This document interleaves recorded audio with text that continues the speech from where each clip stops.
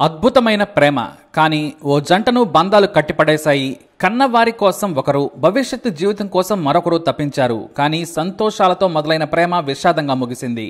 ఒరిస్సాలోని కటక్లోని MM nursing కేర్లో Niharika పాత్ర అనే యువతి నర్సుగా పనిచేస్తుంది. ఆమె హాస్పిటల్కి చెందిన నర్సింగ్ హోమ్ హాస్టల్లోనే ఉంటూ జీవనం సాగిస్తోంది. నిహారిక తల్లిదండ్రులు కూలి పనులు చేసుకుంటూ జీవనం సాగిస్తున్నారు. పైగా వృద్ధులు. ఆమె తమ్ముడు చదువుకుంటున్నాడు. నిహారిక తల్లిదండ్రులు ప్రతిమ పాత్ర, గగన్ పాత్రలు కూడా ఖుర్దా జిల్లాలోని బింగార్పూర్ గ్రామంలో ఉంటున్నారు. నిహారిక మాత్రం కటక్లో ఉంటూ ప్రతి నెల వారికి డబ్బులు పంపిస్తూ కుటుంబాన్ని పోషిస్తోంది. వారికి ఆమెనే ఆధారం. అయితే ఆమె నర్సింగ్ హోమ్ దగ్గర ఉండే కాలేజీ స్టూడెంట్ గా ఉన్న కిషోర్ కుమార్ అలియాస్ రాజాతో ప్రేమలో పడింది. ఆమె పనిచేసే నర్సింగ్ హోమ్ ముందు పడిగాపులు కాసి ప్రేమిస్తున్నానంటూ రాజా వెంటపడ్డాడు. ఆమెకు కూడా నచ్చటంతో ఇద్దరూ ప్రేమలో పడ్డారు. ఆ తర్వాత శారీరకంగా కూడా దగ్గరయ్యారు. దాదాపు 5 ఏళ్లు ఇద్దరూ ప్రేమించుకున్నారు. వారి లైఫ్ చాలా బాగా సాగిపోతుంది. స్టాఫ్ నర్స్ కావడంతో నిహారికకు 25,000 వరకు జీతం వస్తోంది. అయితే పెళ్లి చేసుకుందామని నిహారికను ఒత్తిడి చేస్తున్నాడు రాజా. నేను పెళ్లి చేసుకుంటానంటే ఎందుకు ఆలస్యం చేస్తున్నావని నిలదీయడంతో సరేనంది. ఇద్దరి కుటుంబాలు వారి పెళ్లికి మొదట కాస్త వ్యతిరేకించినా ఆ తర్వాత ఒప్పుకున్నారు. కుటుంబాలు కూడా ఒప్పుకోవడంతో నిహారిక రాజా పెళ్లి చేసుకోవాలనుకున్నారు. కానీ నిహారిక తమ్ముడు చదువు పూర్తయినా మంచి ఉద్యోగం రాకపోవడంతో పాటు తన మీదే ఆధారపడుతున్నాడు. అతను సాఫ్ట్వేర్ జాబ్ కోసం ప్రయత్నిస్తున్నాడు. తాను పెళ్లి చేసుకుని వెళ్లిపోతే తన తల్లిదండ్రులు, తమ్ముడు రోడ్డు మీద పడతారని నిహారిక భయపడింది. ఒక్క 6 నెలల సమయం ఇవ్వమని రాజాను కోరింది. అతను సరేనన్నాడు. కానీ 6 నెలలు కాస్త ఏడాది దాటిపోయింది. నిహారిక మాత్రం మా తమ్ముడు సెటిల్ కావాలని చెబుతూ వచ్చింది. ఆమె మాటలు విని రాజా చిరాకు పడేవాడు. తనను వదిలేసేందుకు ప్లాన్ చేసిందేమో అనుకునేవాడు. చివరకు తనను పెళ్లి చేసుకుంటావా లేదా అని నిలదీశాడు రాజా. ఆమె మాత్రం తన ప్రియుడిపై కోప్పడింది. ముందు నీకు ఒక ఉద్యోగం లేదు, సంపాదన లేదు, జీవితంలో సెటిల్ కాలేదు, నన్ను పెళ్లి చేసుకుని ఎలా పోషిస్తావు అని ప్రశ్నించింది. నా కుటుంబాన్ని మోసేంత సంపాదన నాకు లేదు, ఇంతమందిని నేను పోషించలేనని రాజాను తిట్టింది. నేను నీకు డబ్బులు ఇస్తున్నాను, ఆ డబ్బులతో నా వెంట తిరుగుతూ ఎంజాయ్ చేస్తున్నావని ఫైర్ అయింది.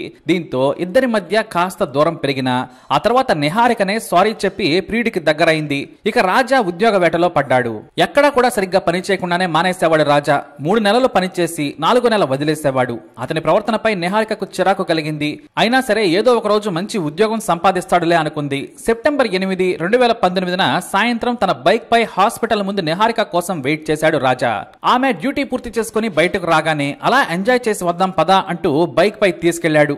ఆమెను హైవే లాంగ్ రైడ్ కు తీసుకెళ్లి కాసేపు తిరిగి అతని స్నేహితుడి ఇంటికి తీసుకొచ్చాడు. రాజా ఫ్రెండ్ సునీల్ అతని భార్యతో కలిసి వేరే ఊరెళ్లాడు. పైగా సునీల్ కు దూరపు బంధువు కూడా. సునీల్ ఇంటి ఓనర్ ను అడిగి తన ఫ్రెండ్ ఫ్లాట్ తాళం చెవిని తీసుకున్నాడు. ఆ రోజు రాత్రి 8 గంటల వరకు నిహారిక రాజాలు ఎంజాయ్ చేశారు. శారీరకంగా కలుసుకొని బయట నుంచి ఫుడ్ తెంపించుకుని కూల్ గా గడిపారు. అయితే మళ్లీ అక్కడ పెళ్లి గురించి ప్రస్తావన తీసుకొచ్చాడు రాజా. ఆ విషయం ఆమెకు మళ్లీ నచ్చలేదు. ముందు నువ్వు మంచి ఉద్యోగం సంపాదించు, అప్పుడే చేసుకుంటాను. నీ కోసం మా అమ్మా నాన్నను, తమ్ముడిని గాలికి వదిలేయలేనని చెప్పింది. నీతో జీవితంతో పాటు వారి లైఫ్ కూడా అంతకంటే ఎక్కువ నాకు ముఖ్యం. నాకు పెళ్లి లేకున్నా పర్వాలేదు అని తెగేసి చెప్పేసింది. దానికి రాజా కోపం తెచ్చుకున్నాడు. మంచి జీతం వస్తుందని నన్ను వదిలేసి 6 ఏళ్లు ఎంజాయ్ చేసి వేరే వాడిని పెళ్లి చేసుకుందాం అనుకుంటున్నావా అని గొడవ పెట్టుకున్నాడు. తన గురించి తప్పుగా మాట్లాడుతున్నాడని, నీ ప్రేమే నాకు అక్కర్లేదని చెప్పి నిహారిక బయటకు వెళ్తానని తన బ్యాగ్ ని చేతిలోకి తీసుకుంది. ఆవేశాన్ని ఆపుకోలేని రాజా నిహారిక చున్నీతోనే మెడకు చుట్టి హత్య చేశాడు. కాసేపు పెనుగులాడిన రాజా ముందు ఆమె చాలా బలహీనంగా ఉంటుంది. దీంతో ఆమె అక్కడే చనిపోయింది. ఇక హత్య చేసిన తర్వాత తానెంత ఘోరం చేశానో రాజాకు తెలిసొచ్చింది. తన స్నేహితుడి ఇంట్లో నిహారికను చంపాను, ఏం చెయ్యాలా అని ఆలోచించాడు. ముందు భయపడ్డా ఆ తర్వాత తేరుకుని వారి ఇంట్లోనే ఉన్న గోనె సంచిలో నిహారికను కాళ్ళు చేతులు దగ్గరకు కట్టి మూటలో కుక్కాడు. ఆ మూటను భారీ తాళ్లతో బైక్ పై గట్టిగా కదలకుండా ముడివేశాడు. అతని అదృష్టం కొద్దీ ఆ రోజు బోరున వర్షం వస్తోంది. ట్రాఫిక్ లేదు, పోలీసులు కూడా రోడ్ల మీద లేరు. దీంతో నిహారిక బాడీని సిటీ అవుట్స్కట్స్ దాటిన తర్వాత బిలూకాయ్ నది బ్రిడ్జి మీద నుంచి నదిలోకి విసిరేశాడు. నదిలో ప్రవాహం లేదు, పైగా బ్రిడ్జి కింద చెట్లున్నాయి. ఇక ఆ ప్రాంతంలోకి మనుషులెవరూ కూడా రారని రాజా ఊహించాడు. ఆ రోజు రాత్రి తన రూమ్ కు వచ్చి ఉదయాన్నే తన తండ్రి హైవే పక్కన నిర్వహించే చిన్న దాబా దగ్గరకు చేరుకున్నాడు. 3 రోజులు అక్కడే గడిపాడు. మరోవైపు హాస్పిటల్ నుంచి నర్సింగ్ హోమ్ కు నిహారిక రాకపోవడంతో హాస్టల్ నిర్వాహకులు ఆమె ఫోన్ కు ప్రయత్నించినా ఫలితం లేకపోయింది. నిహారిక తల్లిదండ్రులకు ఫోన్ చేసినా తమ దగ్గరకు రాలేదని చెప్పారు. దీంతో మరుసటి రోజు పోలీసులకు ఫిర్యాదు చేశారు. పోలీసులు నర్సింగ్ హోమ్ కు వచ్చి విచారించారు. ఆమెకు బాయ్ ఫ్రెండ్ ఉన్నాడని ఆమె స్నేహితులు చెప్పడంతో లేచిపోయి ఉంటుందని మిస్సింగ్ కేసు నమోదు చేసుకుని వదిలేశారు. మరోవైపు తమ కూతురు కనిపించడం లేదని, రాజాతో లేచిపోయి ఉంటుందని నిహారిక తల్లిదండ్రులు బింగార్పూర్ పోలీసులకు ఫిర్యాదు చేశారు. ప్రేమ కేసు కావడంతో లేచిపోయి ఉంటారులే అని వాళ్ళు లైట్ తీసుకున్నారు. పోలీసుల నిర్లక్ష్యంతో ఈ కేసు వారం పాటు ఎవరూ కూడా పట్టించుకోలేదు. వారం రోజుల తర్వాత నదిలో కొంతమంది చేపలు పట్టేందుకు వెళ్లగా దుర్గంధం రావడంతో పొదల్లో ఉన్న మూటను చూశారు. అక్కడ ఓ శవం ఉన్నట్లుందనే అనుమానంతో పోలీసులకు సమాచారం ఇచ్చారు. బిరిది పోలీసులు మృతదేహాన్ని స్వాధీనం చేసుకుని విచారించగా నిహారిక అనే నర్సు కనిపించడం లేదని, కటక్లో బింగార్పూర్ స్టేషన్లలో మిస్సింగ్ కంప్లైంట్ ఉందని తెలుసుకున్నారు. నిహారిక తల్లిదండ్రులను పిలిపించారు. వారికి మృతదేహాన్ని చూపించగా ఆమె వేసుకున్న బట్టలతో పాటు ఒక చెవికి ఉన్న బంగారు పోగును చూసి మా అమ్మాయినని విలపించారు. ఆ వార్త స్థానిక మీడియాలో ప్రముఖంగా వచ్చింది. పోలీసుల నిర్లక్ష్యంపై ప్రింట్, ఎలక్ట్రానిక్ మీడియాలో వార్తలు రావడంతో ఖుర్దా జిల్లా ఎస్పీ రంగంలోకి దిగారు. నిహారిక ప్రియుడు రాజాకు ఫోన్ చేస్తే స్విచ్ ఆఫ్ అని వచ్చింది. అతని తండ్రికి ఫోన్ చేసి రాజాని తీసుకుని స్టేషన్కు రావాలని స్థానిక పోలీసులు ఫోన్ చేశారు.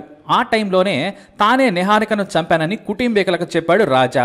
కానీ వాళ్ళు పోలీసులకు చెప్పకుండా రాజాకు 3,000 రూపాయలు ఇచ్చి చెన్నైలోని బంధువుల ఇంటికి పంపారు. అంతేకాదు, పాత ఫోన్ ఇంటి దగ్గర పడేసి కొత్త సిమ్, కొత్త ఫోన్ కొనుక్కొని చెన్నైకి పారిపోయాడు.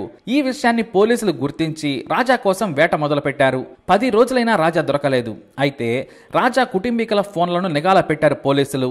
చెన్నై నుంచి వారికి ఫోన్ చేసి రాజా మాట్లాడుతున్నాడు అని గుర్తించారు. స్థానిక ఎస్ఐ తన టీంతో కలిసి రాజా తల్లిదండ్రుల దగ్గరకు వెళ్లి ప్రశ్నించారు. తమకు రాజా ఎక్కడ ఉన్నాడో తెలియదని, 3 రోజుల క్రితం వచ్చి కటక్ వెళ్లాడని చెప్పారు. అబద్ధాలెందుకు చెబుతున్నారో అని పోలీసులు ప్రశ్నించిన రాజా పేరెంట్స్ తో పాటు అతని అన్న కూడా బుకాయించాడు. ఆ తర్వాత కూల్ గా రాజా చెన్నైలో ఉన్నాడని తమకు తెలుసని చెప్పారు పోలీసులు. చెన్నై నుంచి మీకు రోజు ఉదయం సాయంత్రం ఫోన్ చేస్తున్నాడు. మీకు మీరుగా రాజాను పిలిపించండి. అప్పటి వరకు నువ్వు రావాలని రాజా సోదరుడిని స్టేషన్కు తీసుకెళ్లిపోయారు. 24 గంటల్లో రాజా రాకపోతే మీ అందరి మీద హత్య కేసు నమోదు చేస్తామని బెదిరించారు. మీరు హంతకుడిని దాచారని, మా దగ్గర ఫోన్ కాల్స్ ఆధారాలున్నాయని చెప్పడంతో గత్యంతరం లేక రాజా చెన్నై నుంచి వస్తున్నట్లు పోలీసులకు సమాచారం ఇచ్చాడు. కానీ దారిలోనే తమిళనాడు పోలీసుల సాయంతో రాజాను పట్టేసుకున్నారు ఒరిస్సా పోలీసులు.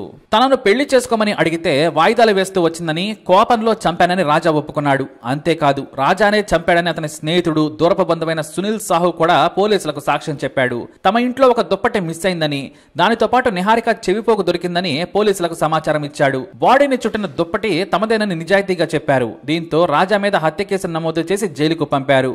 క్షణికావేశంలో హత్య చేసి నిహారిక ప్రాణం తీసి వారి కుటుంబాన్ని నాశనం చేశాడు రాజా. తమకు ఇప్పుడు దిక్కెవరంటూ నిహారిక తల్లిదండ్రులు కన్నీరు మున్నీరవుతున్నారు. మరి క్షణికావేశం కొన్ని జీవితాలను నాశనం చేసింది. మరి ఇలాంటి వాడికి ఎలాంటి శిక్ష పడాలి? మీ అభిప్రాయాన్ని కమెంట్ ద్వారా తెలియజేయండి. అలాగే ఇలాంటి ఇన్ఫర్మేషన్స్ కోసం లైక్ చేయండి, షేర్ చేయండి, మా ఛానల్ని సబ్స్క్రైబ్ చేసుకోండి.